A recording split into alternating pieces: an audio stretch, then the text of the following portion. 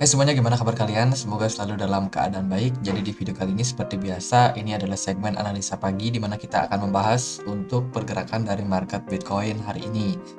Teman-teman, hari ini ada good event yang baru aja selesai ya. Ini adalah hasil rapat FOMC, dan untuk hari ini, hari Kamis, itu bursa Amerika udah pada libur. Jadi kemarin bisa dibilang merupakan hari terakhir sebelum bursanya libur. Jadi perdagangan aset seperti forex di Amerika ya khususnya, terus juga saham Amerika juga pastinya akan tersendat. Mungkin likuiditas market bakalan menurun selama fase liburan Thanksgiving ini.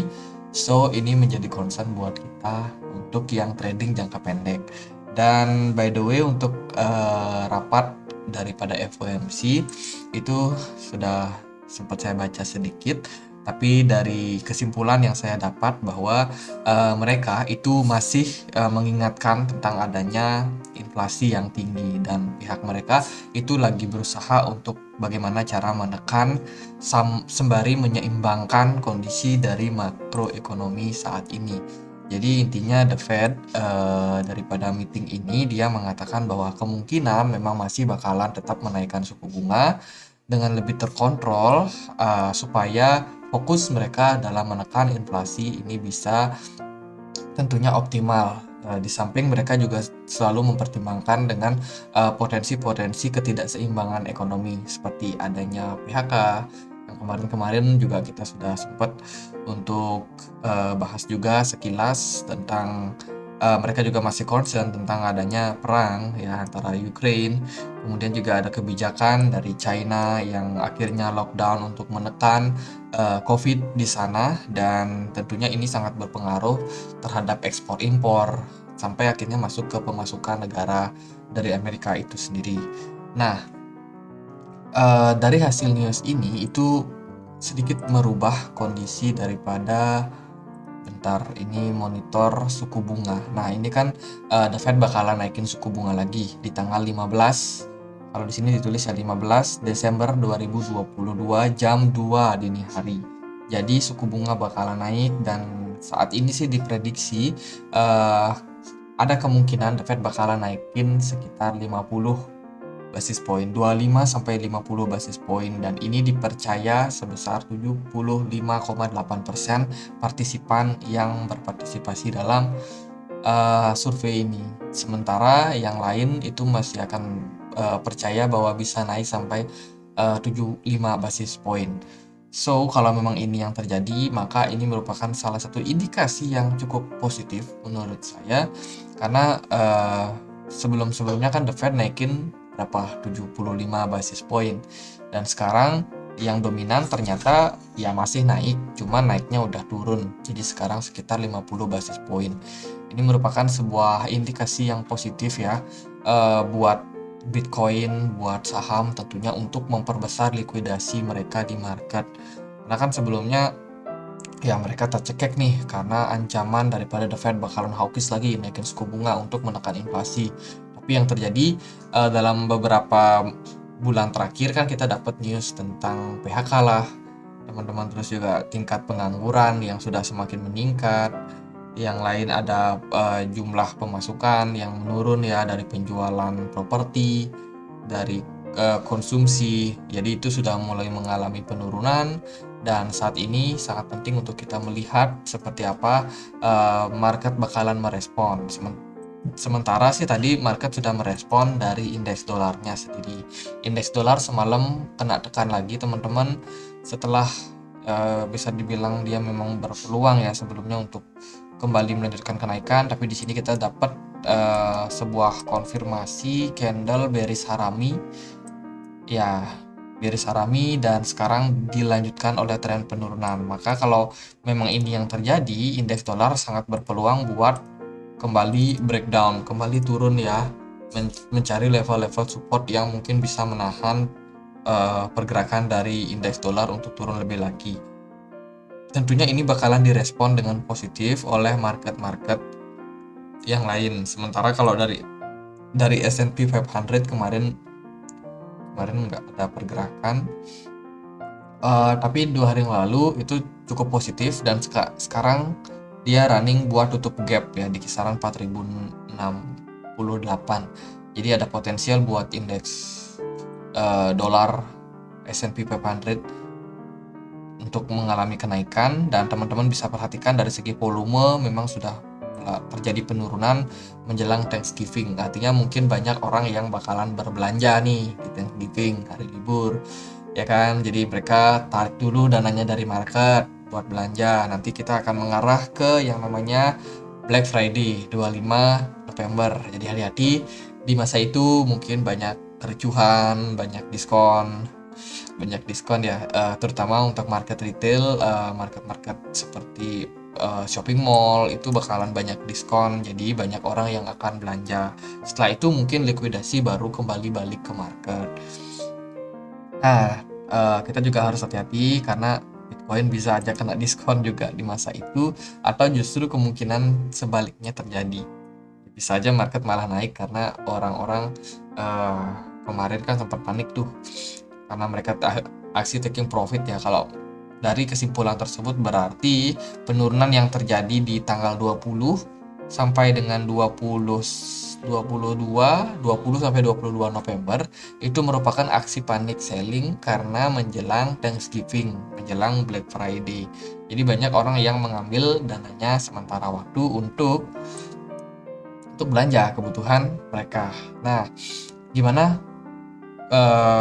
peluangnya untuk Bitcoin hari ini? Kalau kita lihat sih dari segi pergerakan, kemarin Bitcoin closing seperti yang kita sudah bahas, Bitcoin akhirnya membentuk yang namanya bullish harami. Cuman haraminya ini hamilnya nggak harami itu kan hamil ya dalam bahasa Jepang. Tapi hamilnya ini agak besar nih teman-teman. Jadi satu candle merah di sini itu sudah ya diimbangi dengan satu candle hijau. Hanya saja candle hijaunya ini nggak berhasil lebih besar daripada candle merah yang sebelumnya. Tapi ini masih bisa dibilang sebagai harami. Dan ternyata untuk hari ini candlenya masih hijau. Artinya adalah kalau closing di perdagangan hari ini kita masih bisa close dengan candle hijau ya di time frame daily ini, which is ini merupakan tanda yang positif buat market. Ini akan meningkatkan peluang kita buat kembali melanjutkan tren positifnya teman-teman. Mungkin bisa testing ke kisaran 18.000 karena di level tersebut itu ada level resistance yang cukup solid. Oke, dari segi volume perdagangan sebenarnya nggak terlalu tinggi, dan ini bisa menjadi perhatian kita juga untuk selalu waspada teman-teman. Jadi dari segi volume perdagangan masih belum begitu signifikan peningkatannya karena dipicu dari Thanksgiving tadi dan juga Black Friday yang bakalan ada di hari esok. By the way, ini tanggal 24 November. Artinya besok masih bakalan ada diskon belanja. Jadi kurang lebih seperti itu. Oh ya, kita lihat dulu event untuk hari ini. Dari kalender ekonomi sih kita bakalan ada ini ya, kebijakan menerbitkan catatan rapat kebijakan moneter dari European Central Bank. Ini di jam 7.30 WIB ya. Jadi nanti malam bakalan ada penerbitan ya, kurang lebih hasil rapat kebijakan mereka, seperti apa kondisi daripada Eropa di sana. Karena kan kemarin kita sudah dapat data bahwa inflasi di sana menguat lagi ya. Besok itu bentarnya aku perlu refresh dulu. Nah, karena bisa dibilang event ini merupakan event yang cukup penting buat kita lihat. Besok masih hari libur untuk Amerika, nggak ada event di hari Jumat, jadi Thanksgiving. Oke. Nah, besok kemungkinan market baru bakalan kembali dengan likuidasi yang lebih banyak. Semoga aja market dapat trigger yang cukup positif ya. Teman-teman, kita akan sedikit ulas seperti apa Bitcoin di time frame yang lebih kecil. Jadi kemarin kita sudah bahas bahwa Bitcoin punya potensi yang namanya membentuk bearish penan. Nah, banyak juga teman-teman yang yakin, wah Bitcoin bearish penan. Dia breakdown ya. Ini adalah chart yang sudah aku sedikit sesuaikan teman-teman.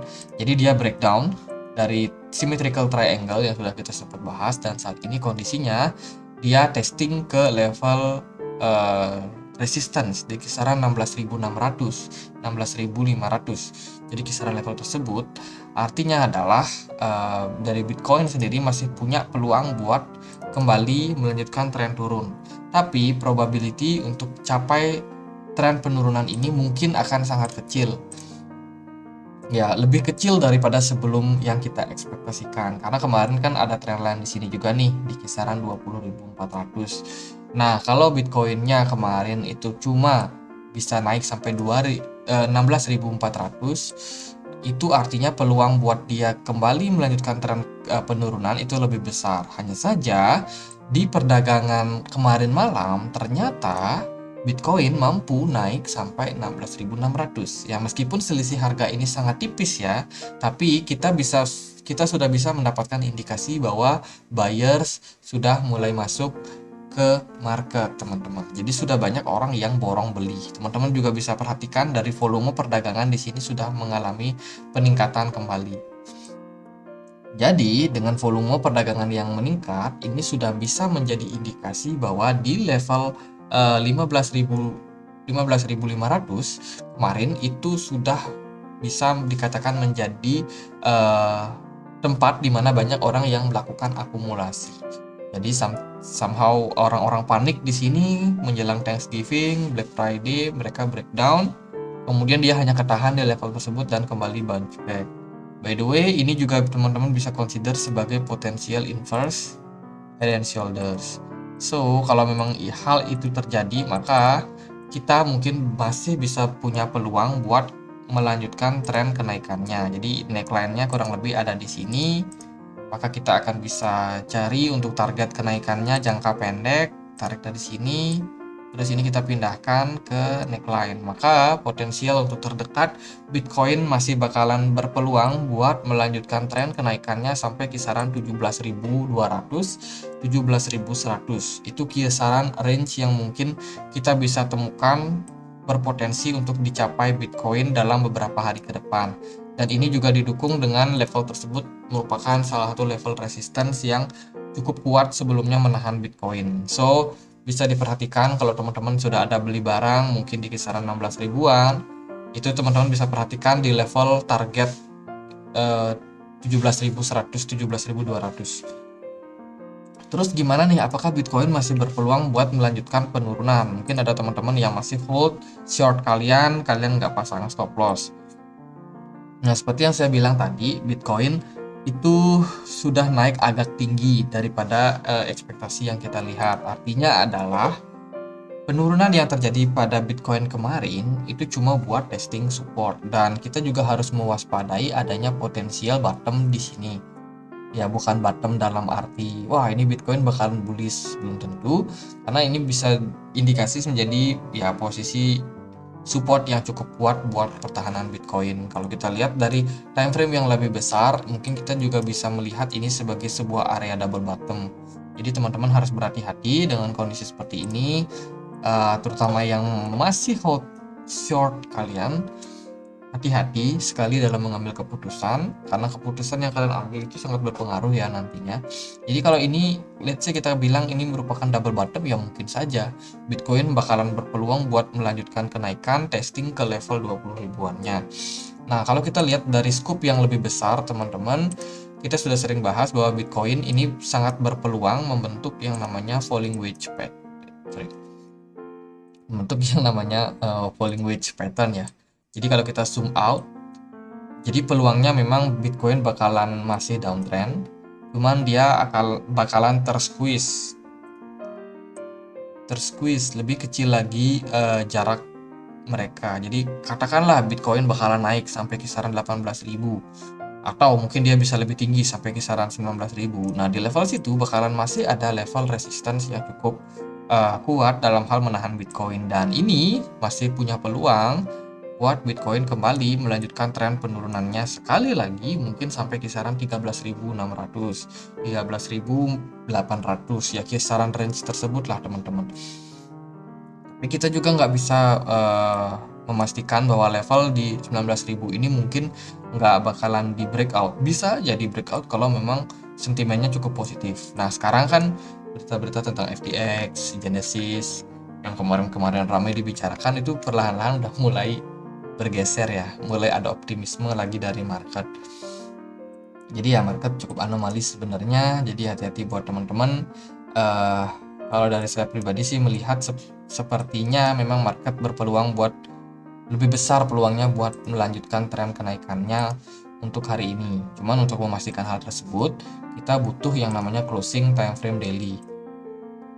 Closing time frame daily kita kalau bisa bertahan di kisaran 16.500, ini tanda yang cukup positif. Berarti besok di Thanksgiving, di Black Friday, itu kita masih berpeluang ya untuk kembali melanjutkan tren kenaikannya. Tapi katakanlah menjelang closing time frame daily nanti market justru dapat tekanan, Bitcoin turun lagi sampai kisaran 16.200, ya mungkin aja arah market bisa berubah, bisa aja kembali continuation buat melanjutkan tren penurunan.